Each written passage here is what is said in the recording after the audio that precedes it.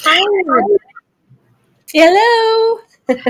So tonight we have somebody from the UK that we just met. Uh, Nice.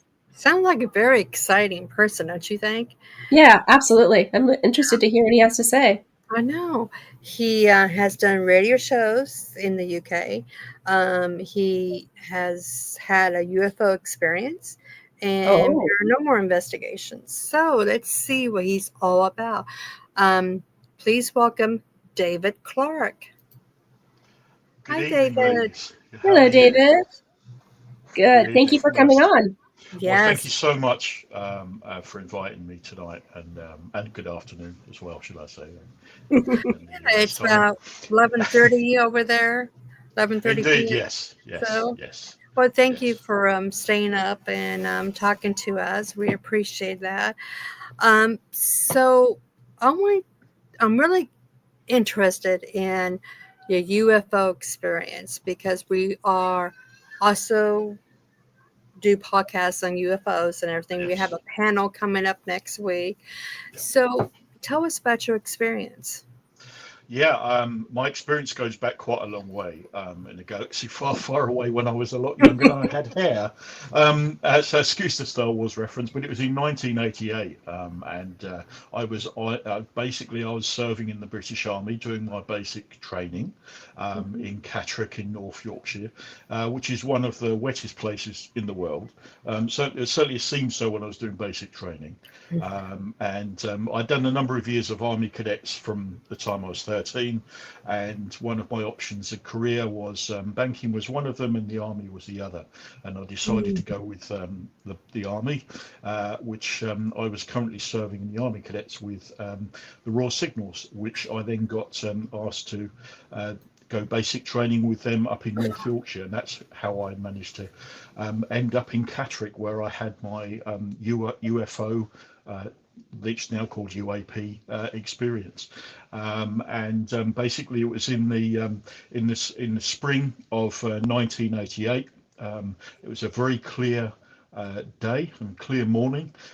We were in a training squadron that we were being marched over to the medical wing over in the Catterick Garrison in North Yorkshire, and it was a clear blue sky, and literally well, as far as for North Yorkshire, it was as blue as it can be. It was kind of grey, a grey blue as such, as for quite a cloudy day. And ideally, with that, we had all marched over and stopped waiting to go in by rank and file. But there was 10 or 12 of us about to go in. Um, and basically, this was about 10:20 in the morning. And ideally, over the garrison, normally there are no aircraft. There is very little air traffic at all. Mhm. And where it was a very clear day, I just happened to look up as I did. There was a cigar-shaped UFO, which was silver Mm. in colour, had portals on the left and right-hand sides that I could see, made no noise, went above my head and towards a medical centre and above me, and then turned 90 degrees in the air. Again, without any noise or any propulsion. As far as trying to make this as scientific as possible, as far as height wise, it was between 250 and 500 feet above in the air. So it was about the level of what you would have normal operating aircraft and helicopters, Mhm. because basically what then I saw this and was in amazement as far as seeing this basically unknown aircraft, because as a growing up, I would know most of the aircrafts from World War One aircrafts all the way up to at the time you had Phantoms and basically hover the Hurricane planes and Phantom jets that you had working with the current Air Force, and this was nothing like that. That had no wings, it had no plates of moving it in the air. It was Wow. just a cylindrical, cigar-shaped aircraft, and it turned 90 degrees and sped off.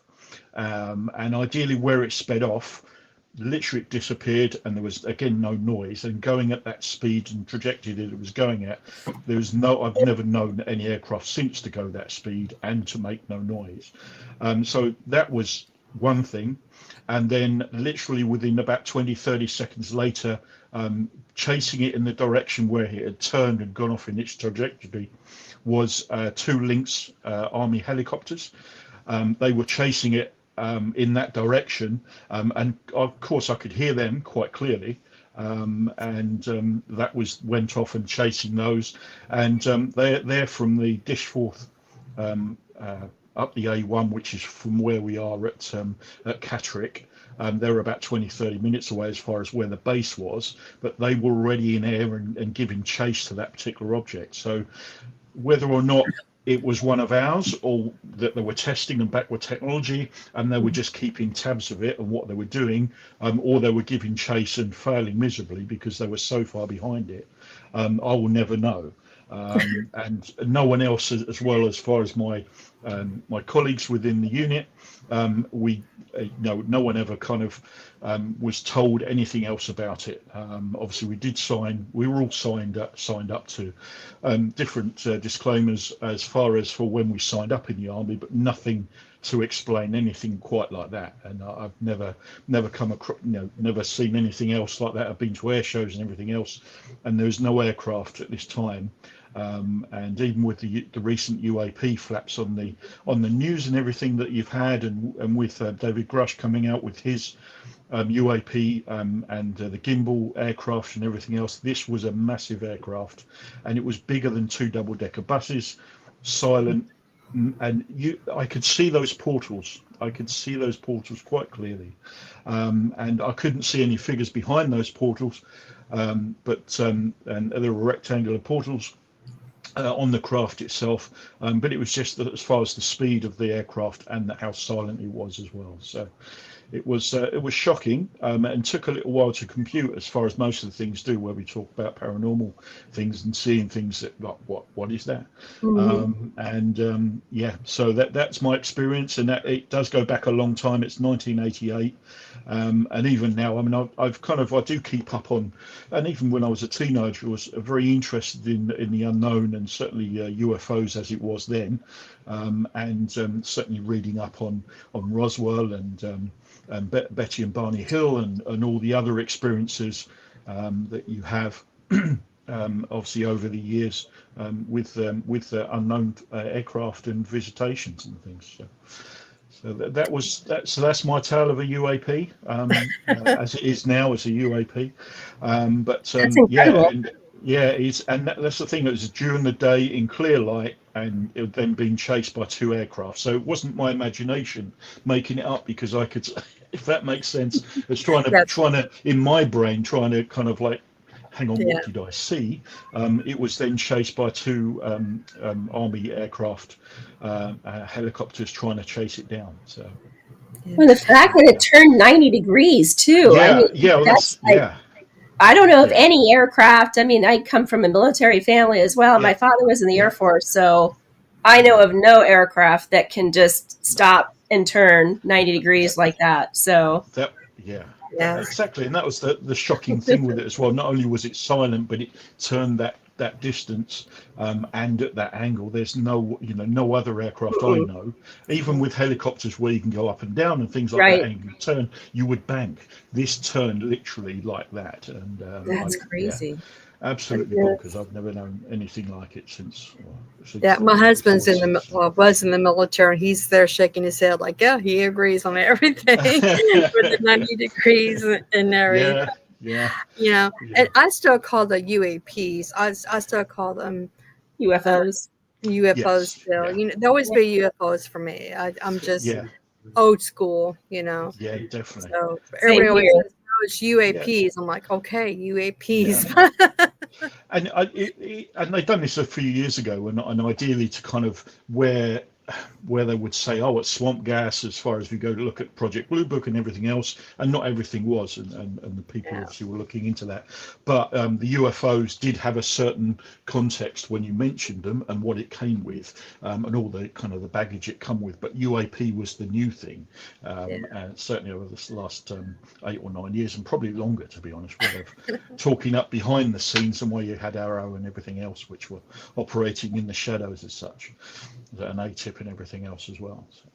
Well, Wow. I love how you said it took a while for you to wrap your mind around it, because I live in Scottsdale, Arizona, and so you're aware of the lights in the sky. I think it was March 13th, 1991. Well, I was with my first husband driving home from, my birthday is March 13th, so we were driving home for dinner, and I remember seeing the lights in the sky, and the same thing. I was like,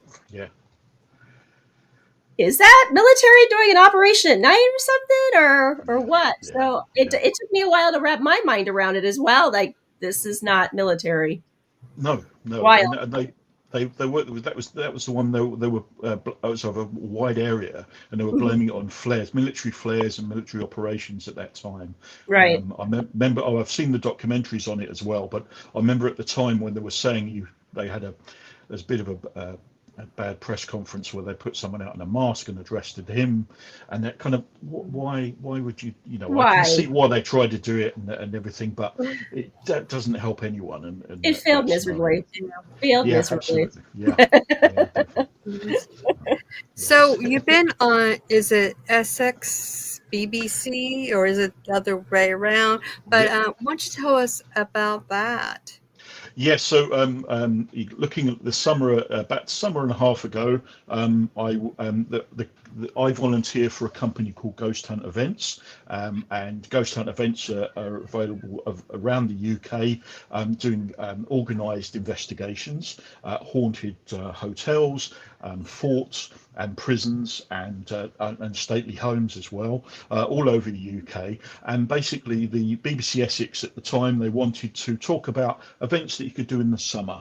And basically I was asked to go on their show and talk about the actual the events that we do. And we were going to a particular event in Harwich, which goes back to Napoleonic times, which is the Redoubt Fort in Harwich, and that's a really great historic fort, and has lots of paranormal activity. And so I gave an hour's interview with BBC Essex and the team there on a Saturday afternoon, explaining what experiences we've had there, but also what the guests could expect, because we are very much hands-on for the guests to do their own investigations, and we have all the equipment. So where you see the equipment you see on all the paranormal teams around on YouTube and all over the streaming services that you see in the TV shows on Discovery and everything as well, we have that equipment as well. And we will do fixed sessions for the guests of hour on sessions, so doing a seance with one group. Ideally, we put all the guests into separate groups and make them smaller again. So we do a seance, we then do the kit, and then we do, which is what I do table tipping and Ouija boards, and or spirit boards as other people call them as well. So I will do that for an hour and then swap over and do that. But when I then have my group, I split them smaller again, and do that. So that takes about 3 or 4 hours, and the rest of the time the guests can take our equipment and then go and do the investigations around that fort and wherever the venue we go to.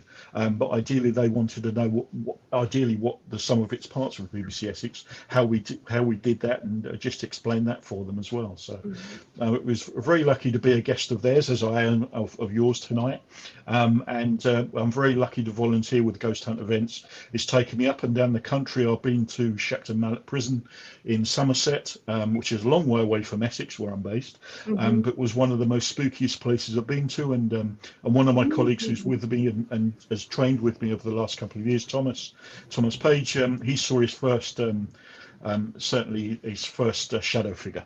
In the prison as well. And there's certain parts of the prison that some of the staff and some of the volunteers we have wouldn't go to, but still go through it and everything as well, but wouldn't necessarily stay there for a huge amount of time.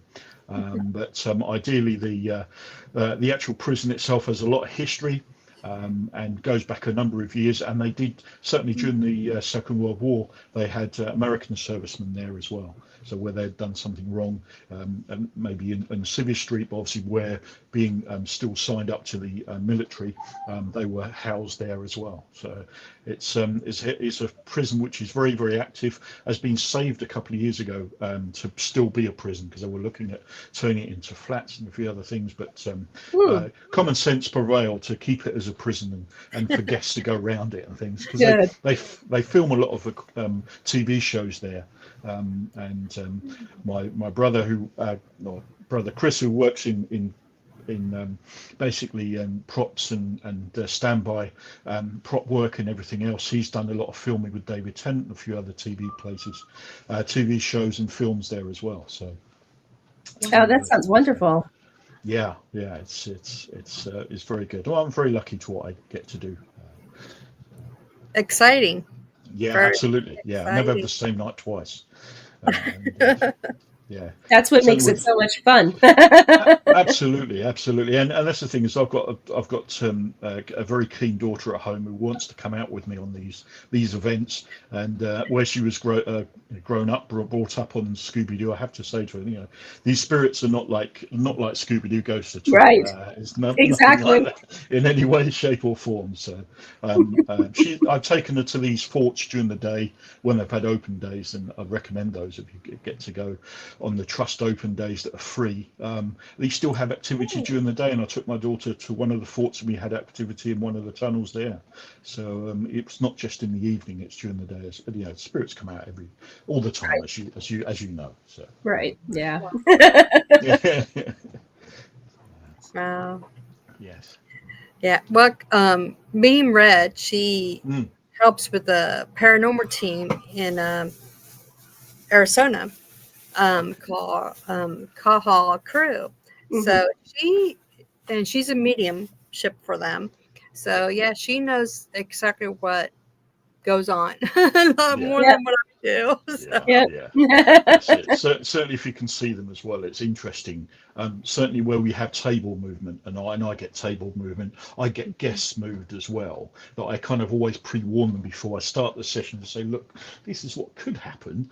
And then when I have a medium coming, like tended to like yourself there, Red, that they can see the spirit like charging and moving, the tables across and moving the guests, and it's very, very weird as far as, but where it's explained to me what they can see. It's almost like doing a Spider-Man type action with their energy and things like that. That it's like, wow, okay, but I can see the physical effects of the tables moving and different things happening. So it's interesting to me. Yeah, it's I've always, like I tell Sister Christy, it's like, it's a blessing and a curse at the same time. Because there's times where it's like, where obviously it's a gift that's never turned on or off, really. So you constantly are getting people. I call them, they're people, but entities that want to talk. So it's really interesting because I have the I can see, smell, taste, hear. Yeah. I mean, I've got all the clairs, so it's if I don't see them, I can hear them, and it's amazing. But well, that sounds wonderful. I would love to have done that. You're gonna have to tell us where these places are, and our bucket list when we come over. We're gonna look you up, and then you got to take us to one of these events.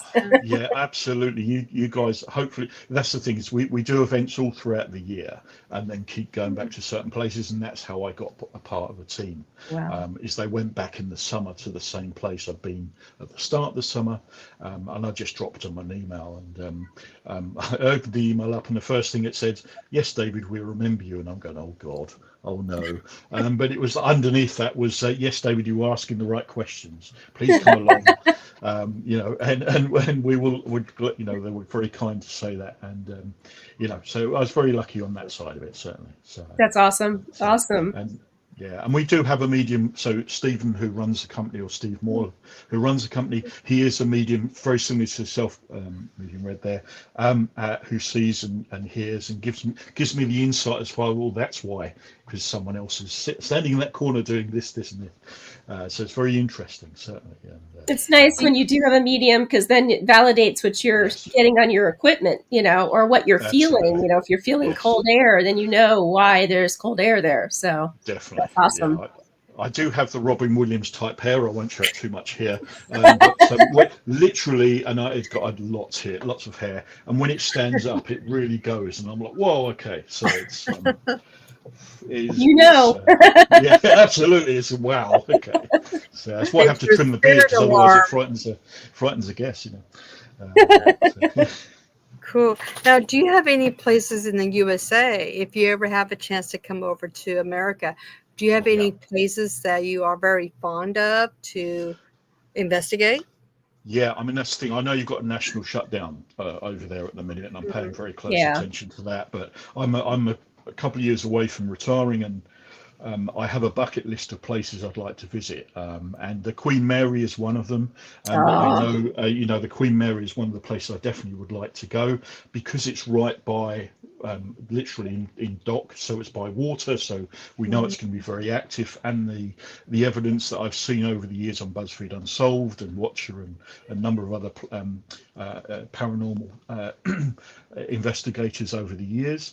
And for me as well, Alcatraz is another place, and that's where I said Mhm. about the government shutdown, because I know there was a bit, I think, on Jimmy, to get my late night presenters right, that Mr. Kimmel was saying about making fun a little bit of the government shutdown, and one of the guests were trying to get over to Alcatraz, but of course it was closed because of the current shutdown with the public right. workers not being able to open places like that and things like that. So, but that is on my list to go and see, and there's a number of places, certainly not just over on the west coast, but obviously on the east coast as well.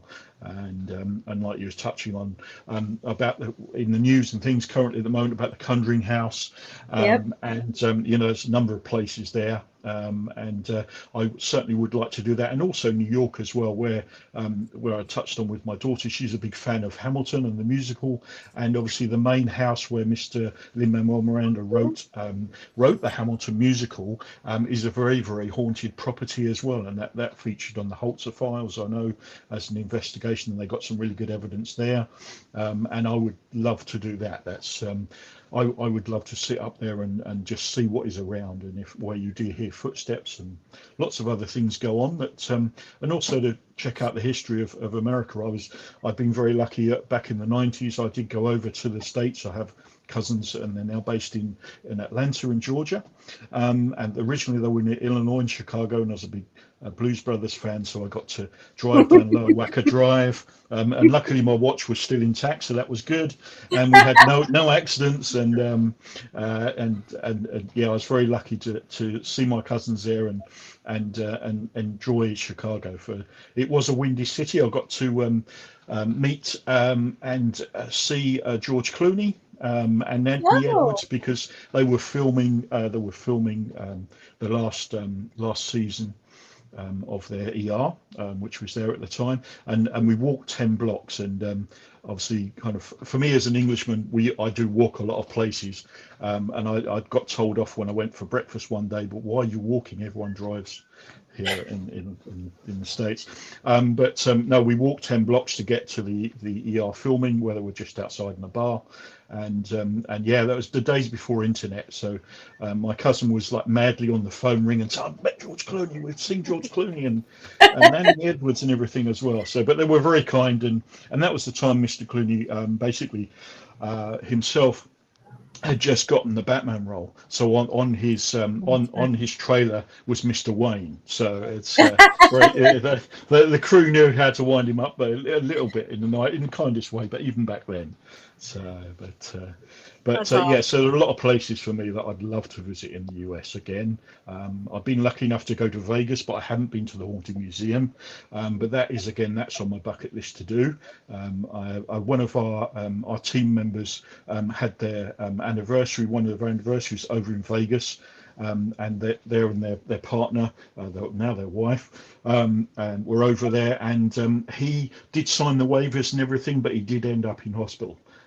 He did. So Paul is one of our excellent volunteers, and when he was over there in Vegas, he did end up in hospital, and that's because certainly one of the dolls over there, he said something quite out loud at the time, Peggy. and it kind of come back to and it come back to he basically ended up in hospital and wasn't very well. So it's kind of you, and this is the thing that exactly what you guys were saying about speaking with treating spirit as a person, and as you said, medium red, and that's what I tell my guests to do, is to ask the right questions, be positive with it, and treat them as they were when they were living, and you will get a response. The more you ask out and the more you treat them respectfully and everything, you will get responses. And in the short time I've been doing paranormal investigations, it works very, very well. You never know how strong a spirit really is as well. There's no way of certainly controlling them. You always got to be respectful with that. And I found that there's no way where people have had and done things that they're being affected by. You can never turn it on, like you said before as well, turn it on and off like a tap. There's no way that you can do that. So, well, that had to have been Peggy, because in fact I had said that to Chrissy too. I think that was that Michelle and Mark. We were talking about that potentially, and how I actually, or maybe it was Dan Radomski, because we were talking about Robert the Doll. Peggy, they'll put as you know, maybe that they have a spirit box in there, but they also have a voice recorder in there too. Yeah. So when I entered the room, I was very respectful to her, and I asked her, I said, "Hello, Peggy." I said, "How are you?" And she said something like either fine or okay. And then I asked her, I said, "Is Zach treating you well?" And then she said something like, "It's okay." And when I said bye, she said bye back. So it was really interesting, but I was completely respectful of her. Interesting you bring that up about the museum, because Chrissy, I was going to tell you too, Zach, since that Ed Gein episode came on, I think it's either Amazon or Netflix. He's actually, monster. Yeah. He has the pot. He has the cauldron that Ed Gein used, because he again went in and bought all these things from the farm.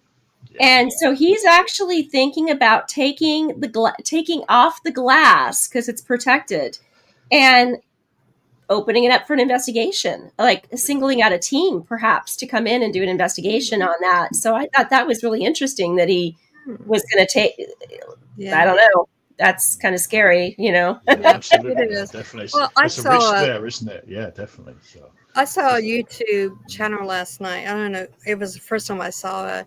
I was going to sleep, so I was kind of like in a daze, but it was like two friends. There was just yelling at the spirits, saying, "Do you love Jesus Christ? If you do, then come to me now." And just going on and on. And I'm just like, oh my God, these people, these women. I mean, they was actually yelling. And I just could not believe it. I'm just like, okay. I'm not a paranormal investigator. I have been on paranormal adventures and stuff and witnessed myself deal with my own spirits. But I just could not believe that. I mean, I couldn't believe that there was just yelling at the spirits. And I'm just like, you guys are just going to get karma coming back at you. You just wait and see.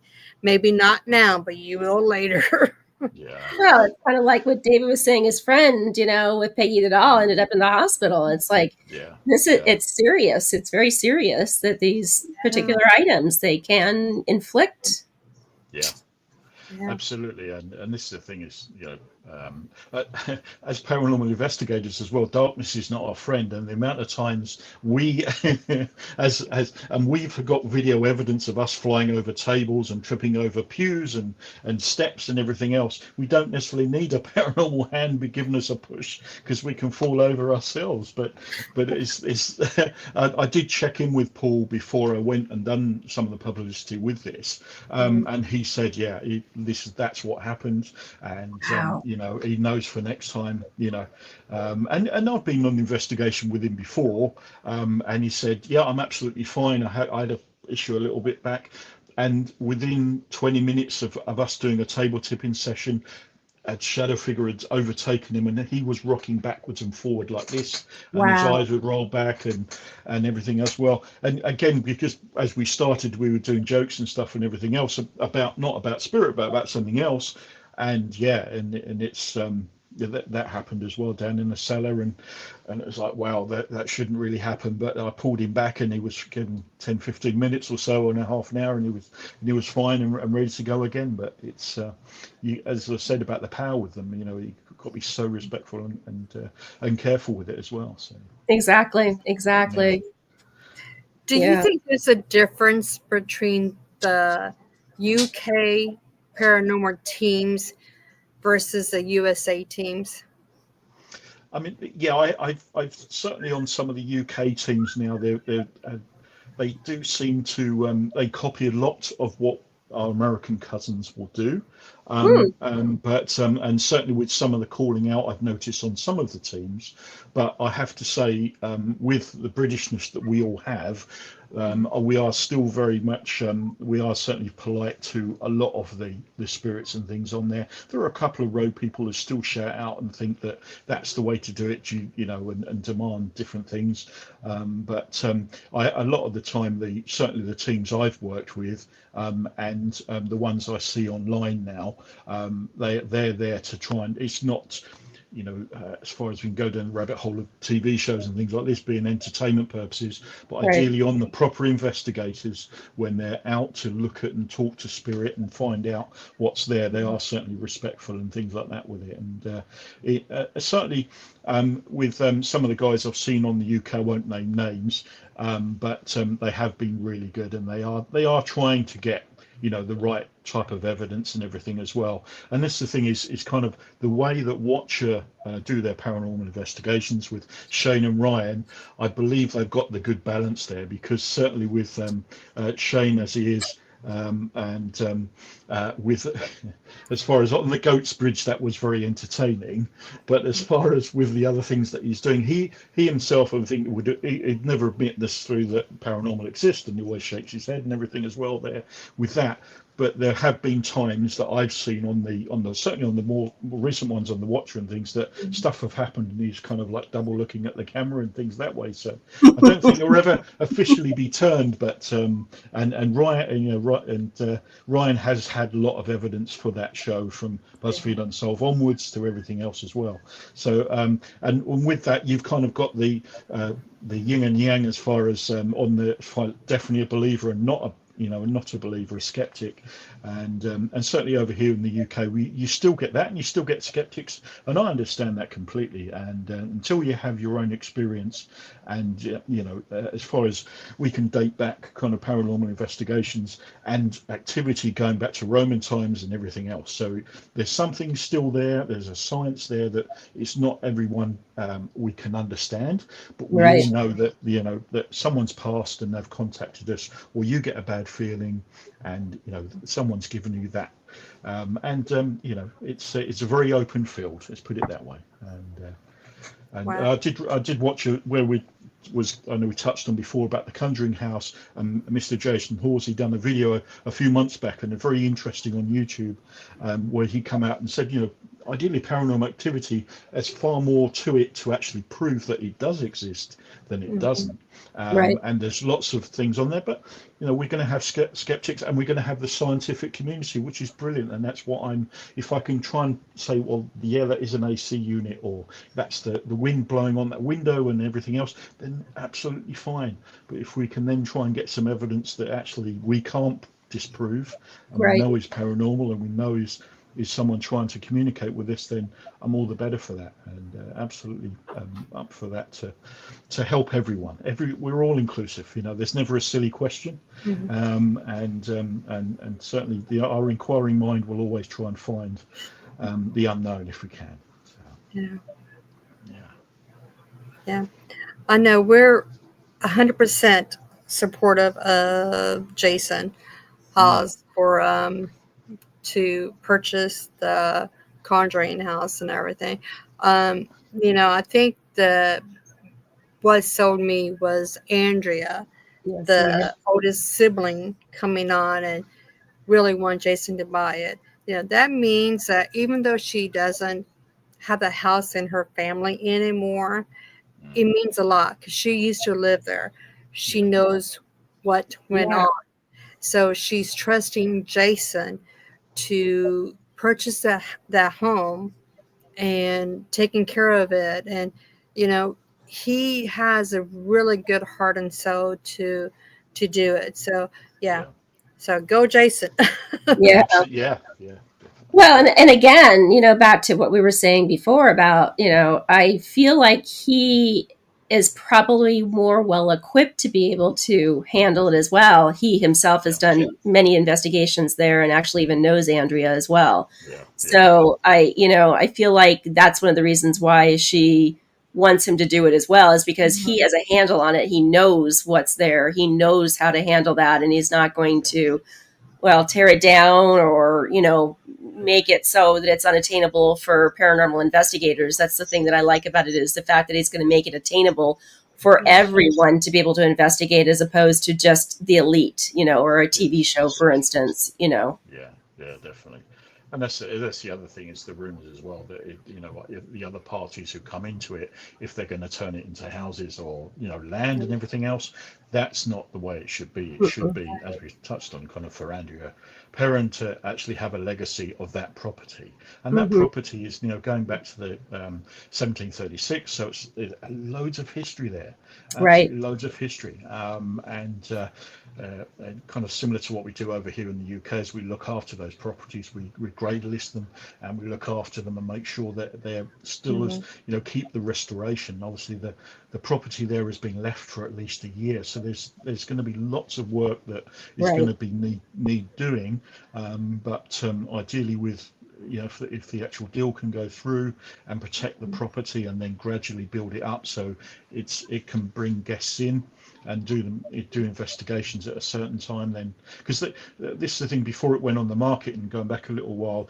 they were doing live streaming from that particular property as well. I believe they were doing nights of that, certainly around Halloween, and doing live streaming around it as well, weren't they? So to Mm-hmm. try and get, so there's scope for that, and there's scope for guests, and to look after that property, and as you touched on, for Andrea, and hope she beats this cancer, and I do too. and blessings to her that Mhm.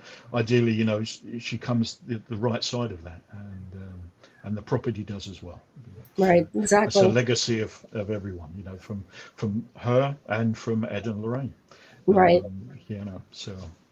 Uh, Yeah. so yeah, we're hoping that all goes in the right direction. And Jason, Jason's been going a long time with his taps and everything else, Yeah. and he's got a lot of credibility as well over in the paranormal community, and that should be the way forward, I believe. Certainly. Right. Right. Mhm. I agree. Tell us about your team. You do have a team. Yes. So, what's the name of your team again? And Mm, just kind of sell us on your team. If I was in the UK, if I want yeah. somebody to come investigate my home or something, Mm. sell me. Okay, yeah. So ideally, and Steve, who runs the company, he does get emails from private parties and private people saying, "Look, I'm having this going on in my property." Ideally, as a team, we do actually investigate. We hire out the properties for the whole night.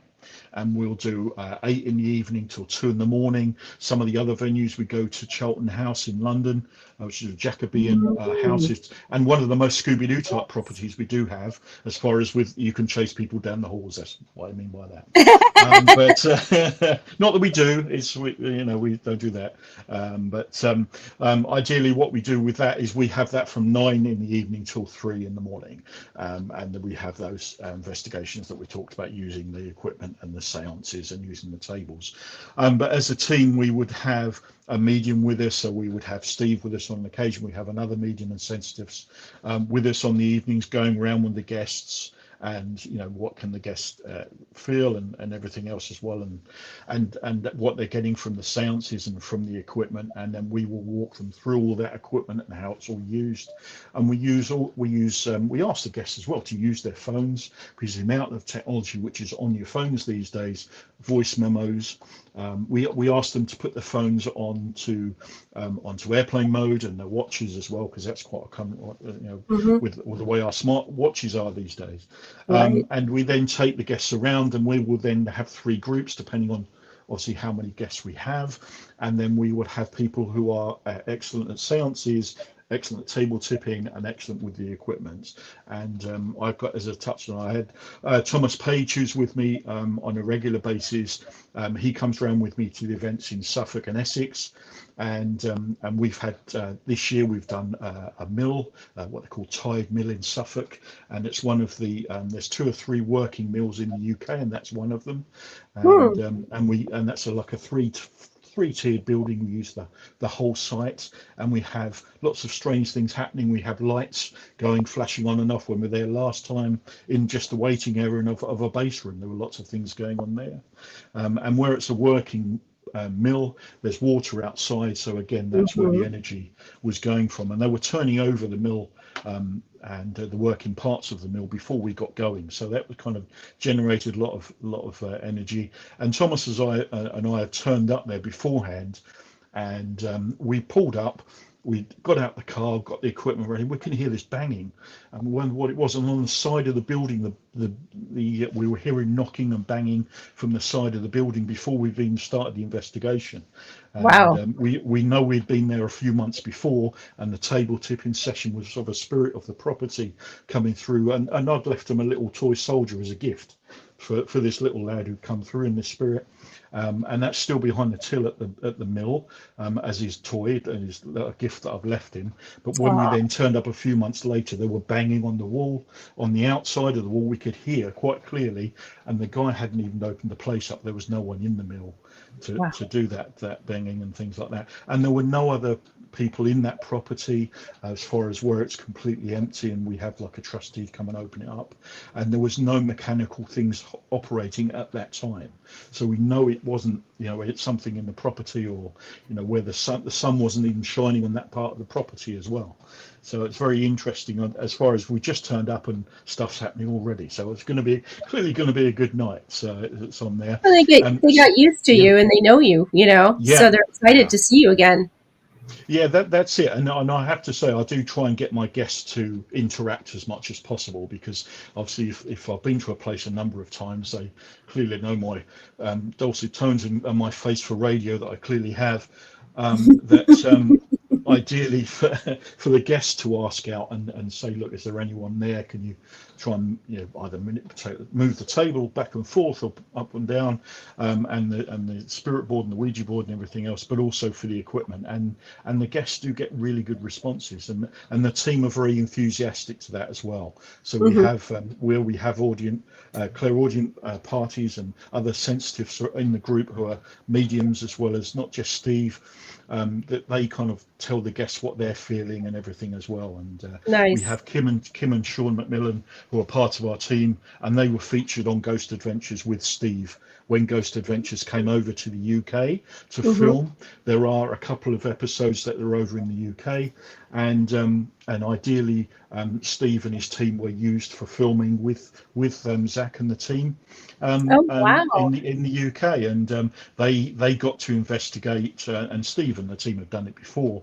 but they were investigating Fort Horstead, which is a very ancient fort, and they had lots of activity there. But they were giving sound bites as well to the team to say that this is what we've had in the past as well. So we were very lucky, and I'm certainly very lucky as being part of a team that has been on the TV featured within Ghost Adventures, as well as for us as far as Steve and him being certainly locally, they kind of generate a lot of money into the community as well, as far as into the business by hiring out these venues up and down the UK as well. So it's good on that, and that's the thing. We are doing it as volunteers, and we have a love of the paranormal as far as we've got an enthusiasm to say, look, we're trying to see what's out there, and try and figure out what is the unknown, and what's where someone's left a window open in the upstairs ensuite bathroom. So Right, exactly. absolutely, absolutely. Wow. I'm Yeah. sold. Oh, thank you. Well, that's the thing. Is ideally, where I know you said you've done paranormal investigations before, and for yourself, medium red, who are sensitive, ideally would say, well, this is where we are. This is what we're going to use. You can go here, here, and here. If you want to take the equipment with you, you can do. If you want to use your phones, and this thing is kind of, as I said, I don't have a face for TV at all, but I always say, like, turn the flashes off, because usually that kills our night vision, and Right. I use red lights and everything as well, so I try and keep everyone's night vision as clear as I can for them to use when we're down in cellars. And people do get strange effects when we're doing tables. It's almost like your brain and your eyes are over firing on the red lights that we Mhm. get. So sometimes people do get like a seasickness feeling when we're on the tables, but it's more a case of our brains trying to react to the limited light we've got down in these cellars Trying and to stuff. So equalize, yeah. yeah, definitely. But no, you're more than welcome, and certainly when you come over, please check us out, and stay in touch as well, please. So Absolutely, absolutely. yeah, Would love that. What's yeah, that'd your be great. what's your favorite location that you've ever investigated that had the most activity or that you just have a soft spot for in your heart? I do, yeah. The one closest to me, as far as both geographically, and one of my first paranormal investigations, is the Red Lion Hotel in Colchester. It is really, really, there's so much history there, and unfortunately so much unfortunate accidents Yeah. and murders and death and everything else, and the English Civil Wars that we've had. Mhm. Colchester was very much in the centre of that, and also Thomas and I were talking about kind of, we have ley lines and things like this. If you then bring up a map of Colchester, and it's smack bang in Right. the middle of one as well. But the Red Lion Hotel is just absolutely so active. That was my first investigation with ghost hunt events. I got some really good EVP there, and I've had some actual direct voice phenomenon down there as well in the cellar. We've had lots of things go on, and certainly all the staff who work there and still work there, bless them, have activities during the day as well as just in the evenings. And some of the staff will go in pairs; they won't go on their own. Some won't go down in the cellar because they've been affected, or the spirits don't seem to want to, are not pleasant to them as far as when they go into the cellar. Not necessarily in a bad way; they just don't want them down there. And yes, there's absolutely loads of it, and there's a priest hole there. There's lots of history of how big the property used to be as well when it was still a working hotel, worked throughout COVID. So it's a very good hotel to keep going, and as big as it was when it had horses and carriages, how much of the actual the high street it did used to cover. Because we know of shops and residential properties next to the hotel that have had paranormal activity as well. So the high street is very, very active down there. So David, is that the one that had that when the current owner bought it, did they find bones in the wall or something? Is that the same location that I'm thinking of, or am I thinking of something else differently? There is another property nearby, which I believe is, and not necessarily the Red Lion Hotel, but one of the managers of the Red Lion Hotel was staying in one of the very haunted property rooms of the hotel, and rather. Certainly going off slightly as far as from the bone side of it, they had a rocking chair at the end of the bed, and at 2 or 3 in the morning, the rocking chair was moving, and then a female voice called out to the manager and woke him up. So much so that he moved that rocking chair down into the cellar, Oh, and wasn't there anymore when he stayed in that room. And that goes back so far that when they were people were residents, because there was houses before there was a certain part of it was a hotel and some of it was residents, that where the very famous spirit of Alice Catherine Miller was haunting the property. She fell pregnant very, very early, about 19, 20, 21. And when she became pregnant, she was thrown out the window by her lover because he found out that she was pregnant, killing her and murdering her. that's it. And yeah, yeah. And ideally, her spirit was basically walking through doors and through walls to the current residents of this property, so much so that the actual owners of that property put bricks up to stop where she was walking through. Didn't stop it, but that's what they thought at the time would do that. Right. And even now we get people in that hotel where they stay there on a regular basis and come down to us. Oh, they've got paranormal. Oh, well, I've noticed this happening in my room and this happening in my room. I saw a shadow in the mirror and things like this. And we know full well that that the beds have been moving in the property. While the guests have been staying there, and also that someone had, when one of our volunteers stayed there for the night, that she felt someone get in bed with her, and we know that her husband was a number of miles away in Kent. So it's one of the stories we tell of the Red Lion Hotel. And that's one of the reasons for me. It's personally it is kind of the most active and there. But we go to so many. The Redoubt Fort in Harwich is really, really active. We go to Glenham Hall in Suffolk, which is another fantastic place we get to go to. And as I said, Charlton House. There's so much. We have the hospital wing I do the tables in, and we hear it's wooden floors. We hear footsteps over in the other side of the hallway, and we know where everyone is, and we can account for that. So we get to go to these fantastic places around the UK, and I'm very lucky to host them sometimes. And Thomas and I will run events, and we have a good 15 people on Nice. the company, helping our guests to have a fantastic paranormal evening, and certainly a window into the unknown. Let's put it that way. So. Yeah. Well, I love all the locations that you have. So you like our locations, we want your locations. Yeah. Isn't that always the way it is? We want to go over there and see it, and you want to come over here. Yes. Paranormal swap. Now there's a TV That's show right. for the producers out there. Yeah, exactly. Paranormal I think swap we shop. should. I think we should. It's kind of like that movie. What's it called? The Holiday or something like that, where it's four Indians and I can't think of the other girl. They swapped from England to California. Yeah. We should do that. Definitely, absolutely. I'll be very much happy with that. Yeah, absolutely. I love that paranormal swap. Exactly.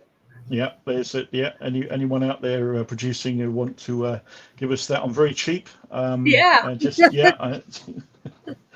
I can pay for airfare. Yeah, absolutely. I travelled many years ago in all over. Certainly in the US as well. We used to travel across there on coach and everything. So I'm fine. So yeah, exactly. Yeah.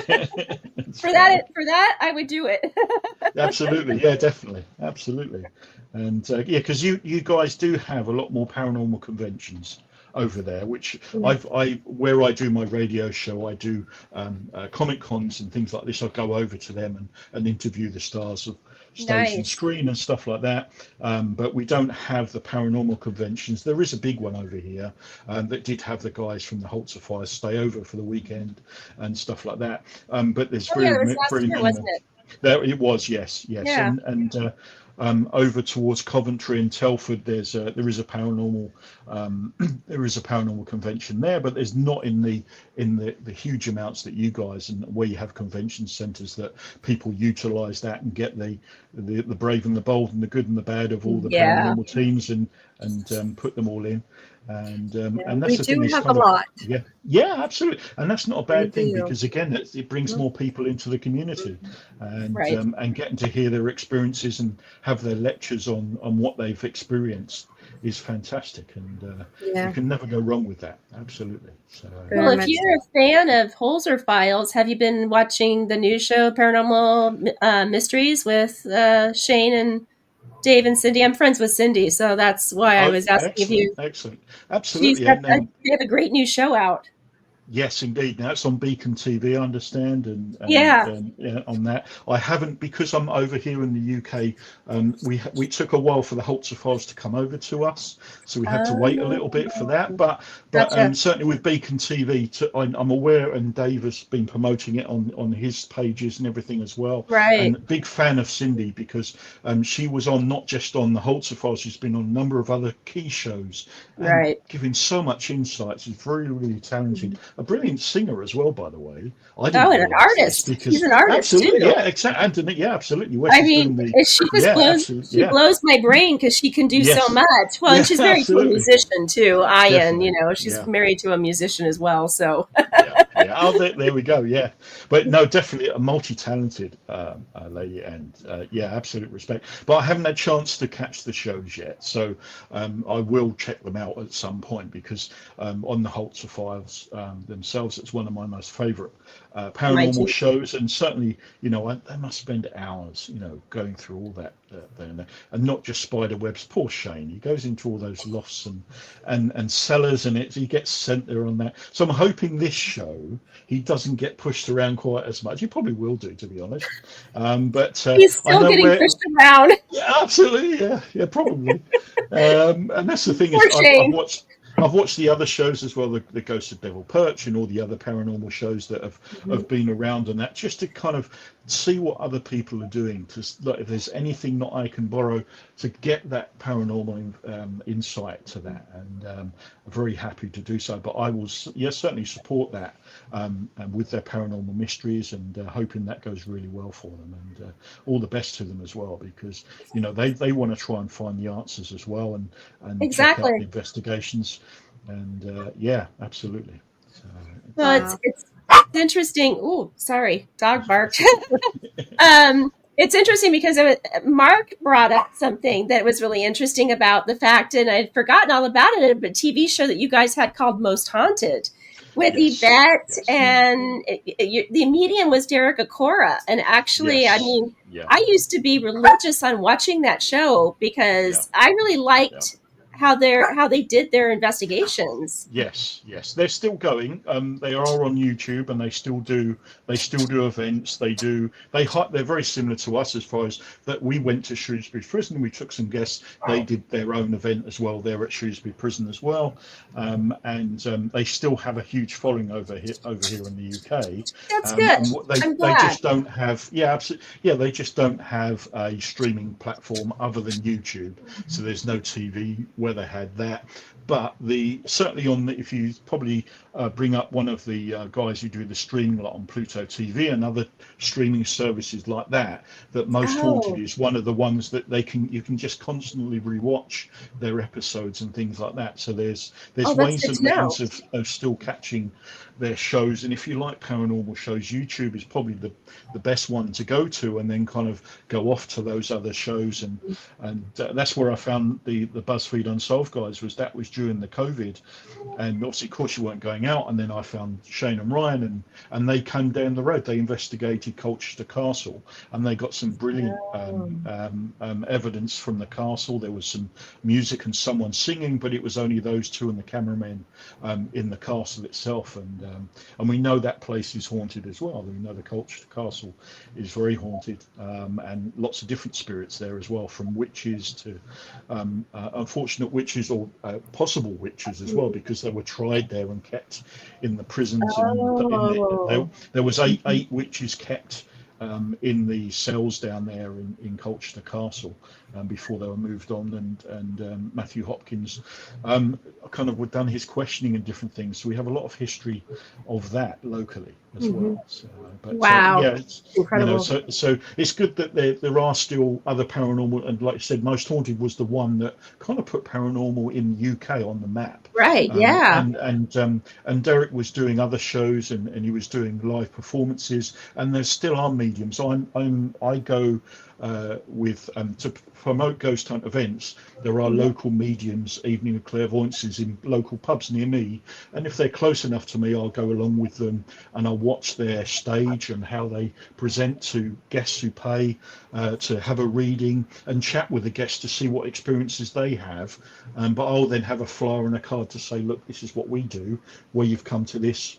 And I have had a number of guests have kept on that relationship with me and come with us to the investigation. So we're in old pubs having a medium reading with some of the guys, and bless them, they're in tears because someone's come through related to them, and then they've come with us to a paranormal investigation.